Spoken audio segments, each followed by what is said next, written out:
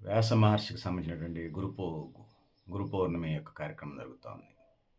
భారతదేశానికి సంబంధించి వచ్చినప్పుడు జ్ఞానం, ధర్మం, సంస్కృతి అనేది ఇలా మనకి ప్రధానంగా కనపడతా ఉంది. వేదాలు, ఉపనిషత్తులు, భగవద్గీత, గురుగ గురుగీత, గురువు ఇట్లా ఇయన్నీ మనకున్నాయి.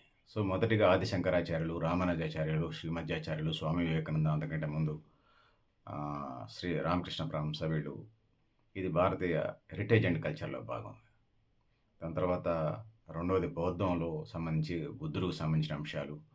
అష్టాంగ మార్గం అంటారు. కోరికల అపరిమితాలు తరచూ తీర్చుకోవాల్సిన పని లేదు. కోరికలను అణిచివేసి జీవించాలనేది బౌద్ధ మతం. జైన మతంలో కూడా తీర్థంకరులు ఉన్నారు. 24 మంది తీర్థంకరులు. వర్ధమాన మహావీరుడు దాకా ఉన్నారు. వీళ్ళంతా గురువులే. సమాజం ప్రజలు ఎట్లా జీవించాలనే దానికి సంబంధించి అందులో ఎథిక్స్, విలువలు, ధర్మం ఇవన్నీ ఉన్నాయి అందులో.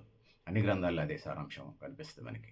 ఇక సిక్కులకు సంబంధించి గురునానక్, గురు గోవింద్ సింగ్ వరకు గురునానక్ దగ్గర నుంచి ఆది గ్రంథ గురునానక్ దగ్గర నుంచి గురు గోవింద్ సింగ్ దాకా ధర్మం, సమానత్వం, విలువలు, జీవన విధానం, మానవ జీవితం, ధర్మం, పరమార్థం ఇవన్నీ అందులో ఈ గ్రంథాల్లో ఉన్నాయి. ఈ 4 ఏదైతే ఉన్నాయో హిందూ మతం, బౌద్ధ మతం, జైన మతం, సిక్కు మతం ఈ దేశంలో పుట్టినటువంటి ఇవన్నీ. ఇవి పిల్లలకి ఎట్లా జీవించాలి, గురువులతో ఎట్లుండాలి, పెద్దలతో ఎట్లుండాలి, సమాజంతో ఎట్లుండాలి ఇవన్నీ నేర్పుతాయి. ఇక గురు పౌర్ణమికి సంబంధించి వచ్చినప్పుడు ఒక బ్రాహ్మణయ్య గారు భార్యాభర్తలు వేదాంశుడు, వేదావతి వీళ్ళిద్దరు భార్యాభర్తలు మంచి అన్యోన్యమైన కాపురం అట్లా పూజలు చేసుకుంటూ ఆధ్యాత్మిక జీవితంలో గుడిలో పూజలు చేస్తూ భక్తులకి ఆశీర్వచనాలు ఇస్తూ జీవిస్తుంటారు. వేదాంశుడికి సంబంధించి పిల్లలు లేరు. సో, ఈ క్రమంలో ఆడి జీవితం సాగుతున్న ఒక అసంతృప్తితో జీవిస్తున్నారు. ఒక మహర్షి, ఒక ఋషి వ్యాస మహర్షి దగ్గరికి వెళ్ళమని చెప్పి ఒక పెద్ద మనిషి అన్నప్పుడు ఆయన ఎక్కడుంటాడో తెలుసుకొని ఆయన వెళ్ళే దారిలో ప్రయాణం చేస్తుంటే ఎవరికి కనిపించినటువంటి ఇది వేదాంశుడికి కనిపిస్తే ఆయన ఒక బెచ్చగాడి రూపంలో వెళ్ళి స్నానం చేయడానికి, గంగా నదిలో స్నానం చేయడానికి, సమీపంలో ఉన్న నదిలో స్నానం చేయడానికి వెళుతుంటే ఆ భిక్షగాడు కాళ్ళు పట్టుకుంటాడు. వ్యాసుడి యొక్క కాళ్ళు పట్టుకుంటాడు.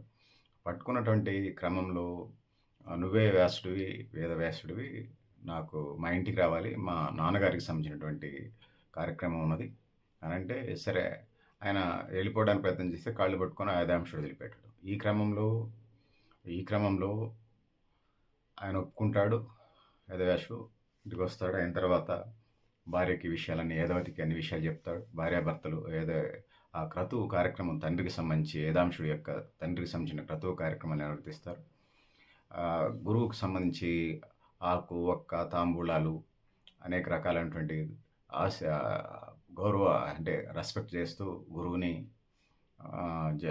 ఆ రోజు గడిచిపోతుంది. వెళ్ళేటప్పుడు ఏమైనా వరం కోరుకున్నప్పుడు మాకు పిల్లలు లేరు అని చెప్పేసి అన్నప్పుడు వేదవ్యాసుడు ఆ వేదవతి, వేదాంశుడికి సంబంధించి మీ ఇద్దరి దంపతులకి మంచి పిల్లలు పుడతారు, 10 మంది పుత్రులు పుడతారు, వాళ్ళు జ్ఞానవంతులు, ధైర్యవంతులు, సాహసవంతులుగా వెలుగొందుతారని చెప్పేసి ఆశీర్వచనం ఇచ్చిపోతాడు. ఆ విధంగా గురు పౌర్ణమికి సంబంధించినటువంటి కార్యక్రమాలు జరుగుతూ ఉంటుంటాయి.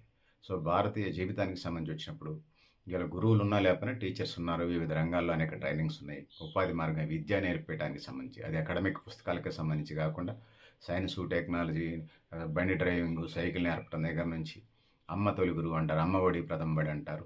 సో, అట్లా ఒక్కొక్కళ్ళ జీవితంలో ఒక్కొక్కళ్ళ పాత్ర జీవితంలో ముందుకెళ్తుంటుంది. వాళ్ళ పట్ల రెస్పెక్ట్ చేస్తూ మన కర్తవ్యాలు మనం నిర్వర్తించుకుంటూ ముందుకు పోయేదే జీవితంగా మనకు ఉంటుంది. సో, ఇది ఏమైనప్పటికీ కూడా వ్యాస మహర్షికి సంబంధించినటువంటి గురు పౌర్ణమి సంబంధించి కార్యక్రమాలు ఏదైతే ఉన్నాయో ఆ విధంగా ముందుకు వెళ్ళాల్సినటువంటి కార్యక్రమం ఉన్నది. సో, గురు పౌర్ణమికి సంబంధించి దీనికి సంబంధించినటువంటిది. పెద్దలారా, మిత్రులారా, నేను డిస్క్రిప్షన్లో కూడా కొంత సమాచారం పెట్టే ప్రయత్నం చేస్తాను. మీరు కూడా మీ అభిప్రాయాలు కామెంట్ బాక్స్లో తెలియజేస్తూ, నేను గరిడేపల్లి సత్యనారాయణ, న్యూ లక్ష్య ఆర్గనైజేషన్.